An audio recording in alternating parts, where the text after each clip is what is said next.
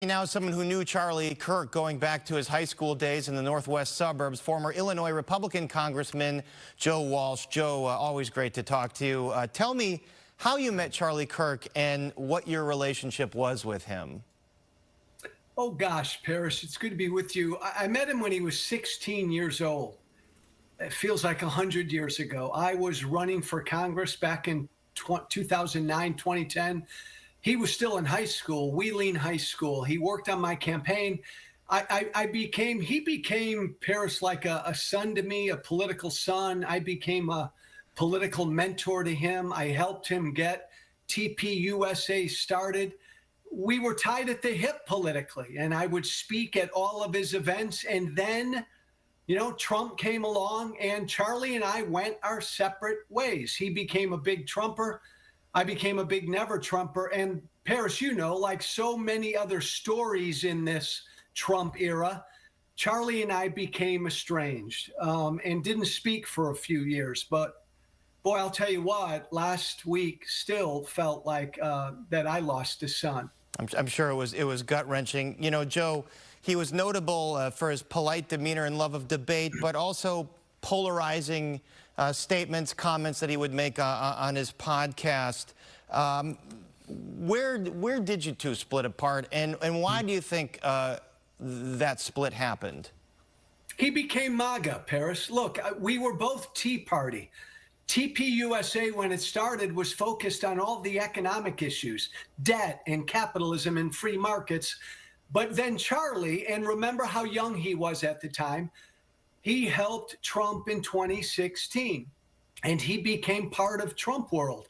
And the Tea Party turned into MAGA, and the Tea Party became all about these other cultural issues and the nationalism and the building the border and the going after transgenders and people of color. And like so many of my former Republican colleagues, they kind of put to the side a lot of their original beliefs because they wanted to be a part of Trump world, and I just couldn't. And I know that world has been lucrative for a lot of people. And we have to say that Charlie Kirk's organization was a giant, sprawling organization. It was very influential, but also lucrative. What do you, President Trump, J.D. Vance, Stephen Miller, they've wasted no opportunity to blame this on the far left, saying this is an ideologically motivated crime. It's a different tack than Utah Governor Spencer Cox has taken, basically, trying to turn down the political temperature. But what do you make of this rhetoric in the days since this terrible assassination? It's horrible. It's the wrong tack. And again, if Charlie Kirk were alive and another really well-known MAGA influencer was assassinated, Paris, Charlie would be doing the same thing. He'd be declaring war on the left. This is what Trump and Vance are doing. Look, MAGA wants like a civil war. They want a holy war, a religious war. They don't want to bring people together. They don't want to unify this country. This is all about fomenting fear and hate because J.D. Vance and Donald Trump think that's their pathway to victory. I mean, this is horrible. The president should have stood in front of the country last week and said, everybody stand down. That's it. No political violence anywhere. It's always wrong. But Trump attacked half the country. And we know with these incidents of political violence, assassinations, it has happened on both sides. We know about the Minnesota lawmakers. But then if we widen this to school shootings, mass shootings, it's certainly an issue that goes across the spectrum to extremism in general. What about Utah Governor Cox? It almost felt like he was stepping into that void.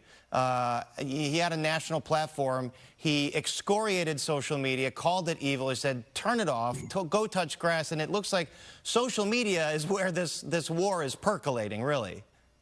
He, in essence, Paris, Cox tried to become president last week. And I mean that in a positive sense. He assumed the role of president of the United States because, and he could never say this publicly, I will, Donald Trump is humanly incapable of delivering that message that the Utah governor delivered. Paris, I'm older than you, man, but every other president in our nation's history. I mean, this was a traumatic thing that happened to the entire country last week, and any other president would use that moment to bring this country together. Certainly. But I gotta say, that's not what Trump is. That's not what J.D. Vance is. And that's not what my former political party is all about. And again, I wish Charlie Kirk were here, right? Murder, political violence is always wrong. But Charlie would be preaching this same divisive message right now, and we've got to stop that. And you know, the division is again, I observe this on social media. It's very lucrative if social media is the platform that you build your brand or your image on. It is all about the division. But to play devil's advocate, Republicans have said, well, you know, the left has been using terms like Nazi, calling us Nazis. Republicans in Illinois claim that Governor Pritzker has called them Nazis. Pritzker's kind of, in his public speaking, what he's done is sort of compare the current situation to what had happened before Nazi Germany and the fall of the democracy in Germany. But you know, so what they're saying is this rhetoric, this violent rhetoric, is fomenting this violence on the left. Is that fair? No, look, everybody does that, and I think people probably throw around the word Nazi way too easily, again, on all sides. But look, we've got to get to a point, Paris, in this country where you can abhor the beliefs of Joe Walsh, but not want anyone to do harm to Joe Walsh. You can abhor the words and beliefs of Charlie Kirk, but say murder is unacceptable. Look, I'm fairly blunt. I believe Donald Trump is a fascist, and I'm going to say that. And to say that does not then mean that, I mean, there's a whole clip of things that Trump said about Kamala Harris, calling her a fascist and a communist and everything. That doesn't mean that Donald Trump is responsible for something that some sicko on the left may do. We've got to stop that and all be responsible for our actions. This was a 22-year-old young man in Utah who shot and killed Charlie Kirk. And all I've heard from my former colleagues on the right is they did it. The evildoers did it. They're evil. Paris, who's the they? We got to stop that. One 22-year-old man did this. And I want to add in that a lot of Republicans have looked at journalists and reporters and pointed fingers at them too, yes. Which doesn't seem to make a lot of sense given what we know from this investigation is that officials have said this young man was radicalized by these dark corners of the internet, 4chan and Reddit, maybe not Reddit, but Discord and video games and quoting all these video games. But you know, when the president talks about targeting left-wing NGOs, where do you think that's going to lead? And people wonder why I call Trump a fascist. I'll tell you where it's going to lead. He's going to use the levers of government to go after the left in this country, to try to silence people on the left.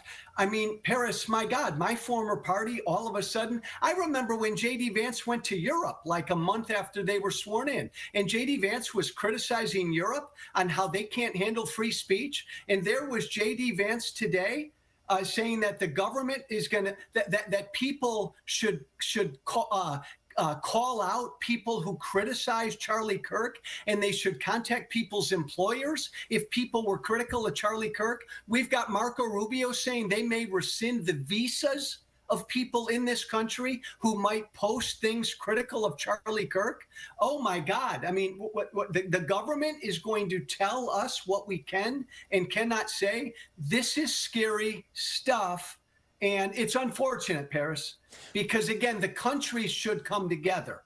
You know, Joe, but we have somebody in the White House who's humanly incapable of that. And you mentioned the fact that, you know, people should be able to abhor what you say, but be peaceful. And I'm looking at some of the responses to some of your social media posts. There's plenty of people out there, I think, that abhor what you say. But do you feel scared for your own safety, given the climate now that folks just openly throw around this word civil war? Paris, every time I speak in public, I worry about my safety. every time public figures like me who go out in public and speak and are fairly outspoken, you have to have security now. This is the world we live in. You worry about who's in the crowd now. This is the world we live in. Charlie was outspoken. I love that about him, even if I disagreed with what he said. I am outspoken. If you choose to be outspoken right now, you are going to put up with threats on a regular basis. And as a former member of Congress, we need to think about how we provide more security to our members of Congress, because I'm hearing, Paris, many of them are very reticent to have open to the public town halls right now. And they need to do that. So we've got to talk about their security. That's certainly a very chilling prospect. And one of the great things about Washington, D.C. and the Capitol is how accessible everybody is and how tourists can just walk among their elected officials. Joe Walsh, great to talk to you. Thanks for being here with us, and we'll talk to you again soon. Take care. Thanks, Paris.